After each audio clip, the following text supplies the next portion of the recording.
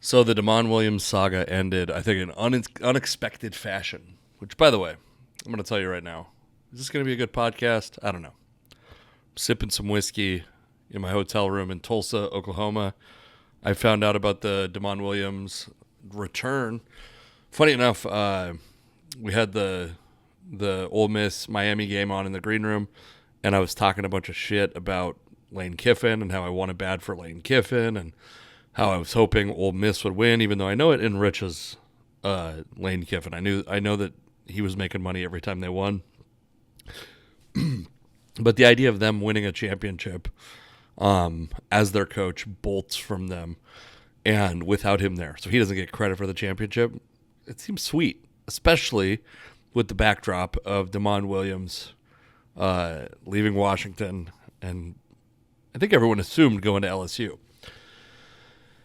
And in the time, the host at the show was a big football fan. We were talking about football before he went on stage, and then he goes on stage, and then just the time that he was on stage is when the Damon Williams news came out. And I'm gonna say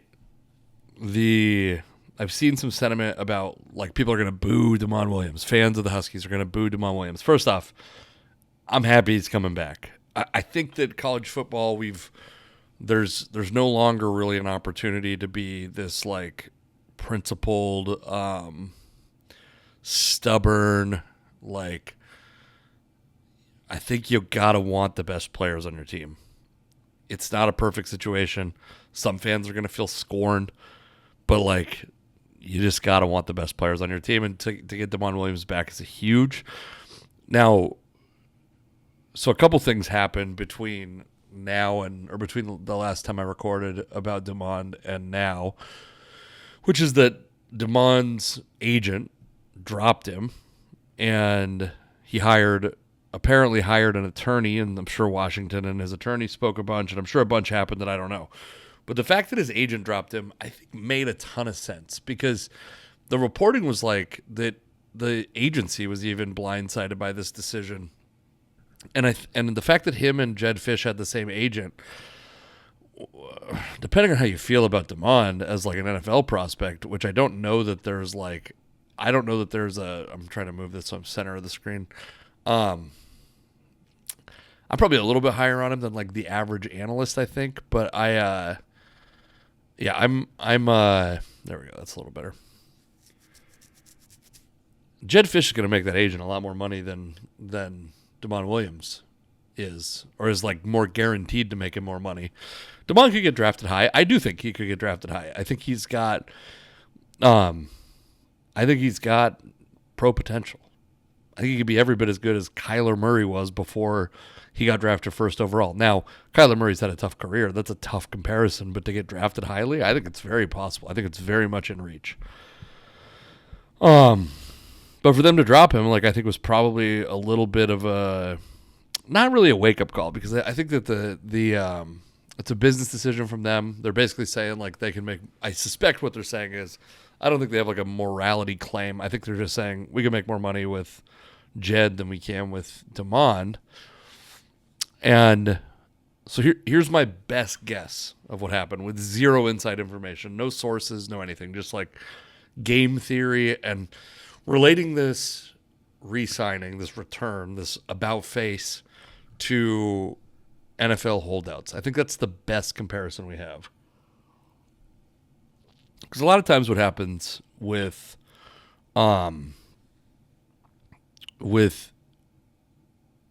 guys entering the transfer portal and coming back is they realize that maybe the interest or the potential for a starting job wasn't as good as they thought. Like the pastures they thought might be much greener weren't actually that green.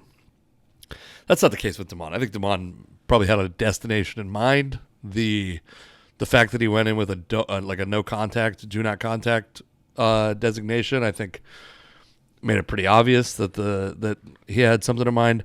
I kind of still hope that Washington pursues legal action against LSU for tampering. I think that's, if they tampered, I think there should be some precedent set in that regard.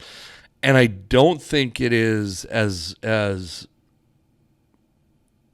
complicated and as hairy to go after LSU legally as it would be to go against a player. I said this last week. I think that this is like what ended up happening ends up being the best possible outcome for all this, because I don't think that even if Washington won a lawsuit against Damon Williams, I think there's a really strong chance that that's a net negative. The players, 100% I think that other schools are going to use that information in recruiting against Washington, even though they may agree, and the precedent that they set may benefit that school. There's a bunch of people out there rooting for Washington, rooting for Washington to be like successful in this court case and to set a precedent. Like I said, there's a saying I heard like about the last several years about how whenever you're reading history books, you never expect how bad it feels to be part of history, something like that. I don't think it feels great to be part of a precedent-setting case. I don't think it's good for the school to be part of a precedent-setting case. And I actually think for Damon Williams' legacy, I think it was really bad. Because it wasn't like Damon Williams was leaving on some like Maurice Claret. He ends up missing his junior year, plays a little bit in the NFL, has his career cut short. He's infamous. But what he's infamous for is challenging a rule that I think many people believe is unconstitutional, that he shouldn't be able to go try to play in the NFL as an adult man.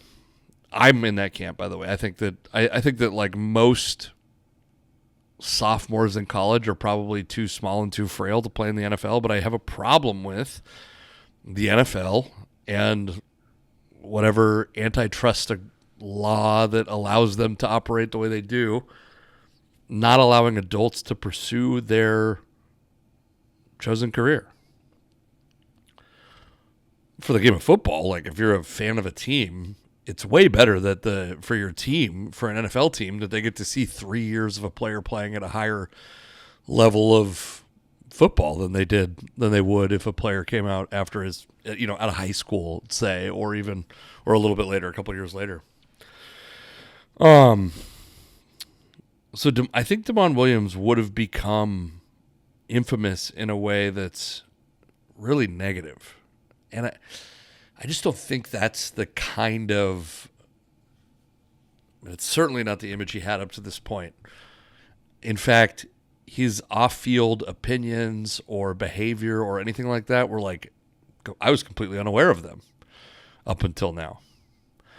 I don't think they had any reputation nationally, publicly, off the field. So...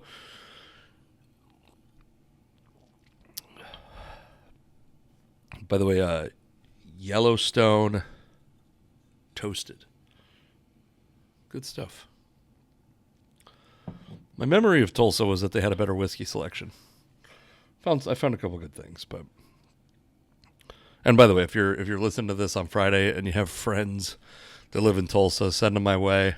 I did meet a couple people, had a little crowd interaction with a guy that's from Oak Harbor, had a post-show interaction with a guy whose daughter lives in Oak Harbor, and a during-the-show interaction with a guy who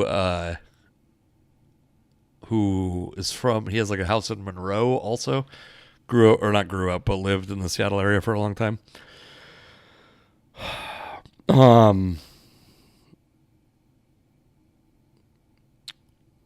I hope that this doesn't taint Damon Williams' career. I think it was from a PR perspective, was an absolute disaster.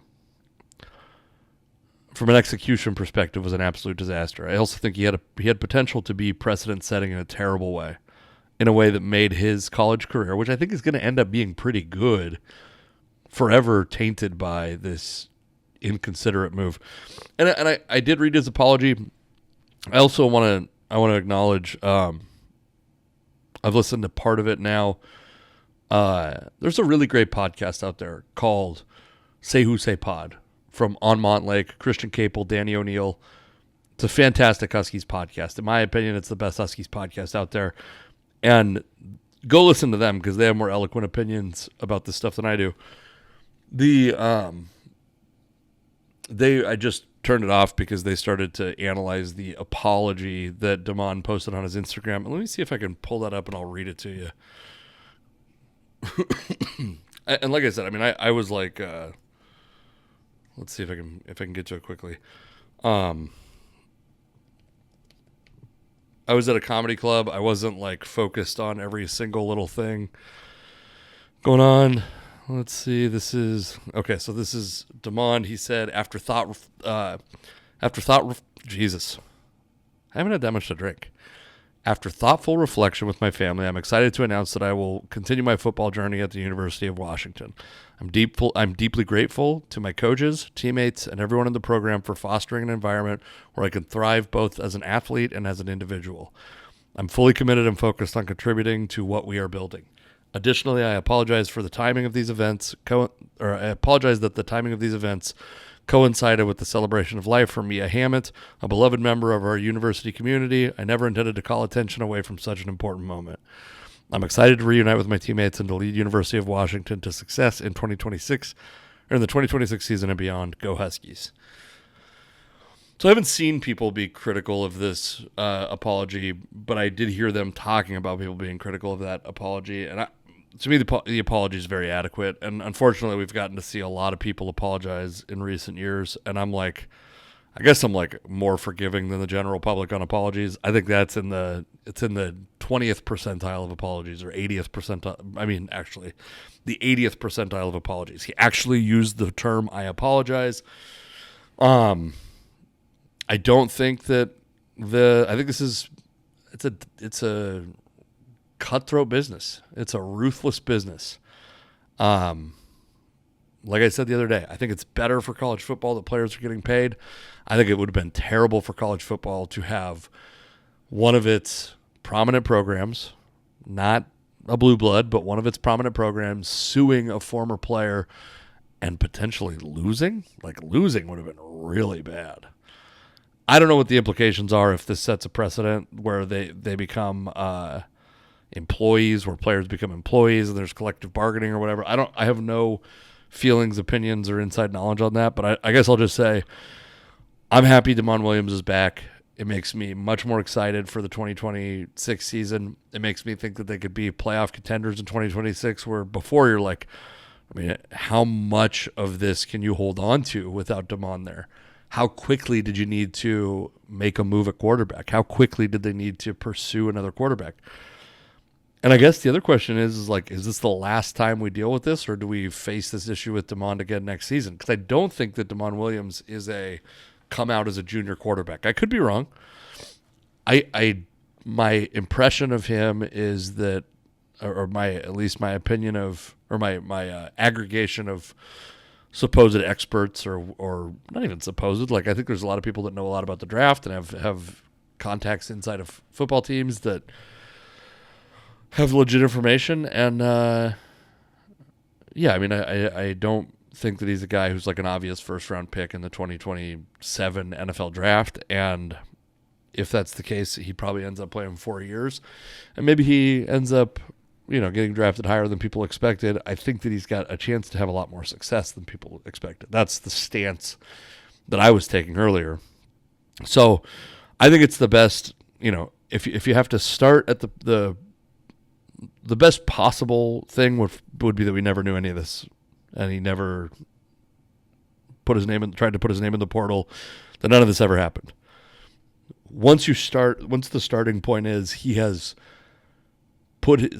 asked to put his name in the transfer portal after signing a contract. If you start at that point, I think that a swift resolution where he comes back to the school is S-tier result for the Washington Huskies. He probably got a little bit of extra money. That's my suspicion, is that like maybe they sweetened the pot for him. That's why I say to me this reads like an NFL holdout. Maybe he didn't.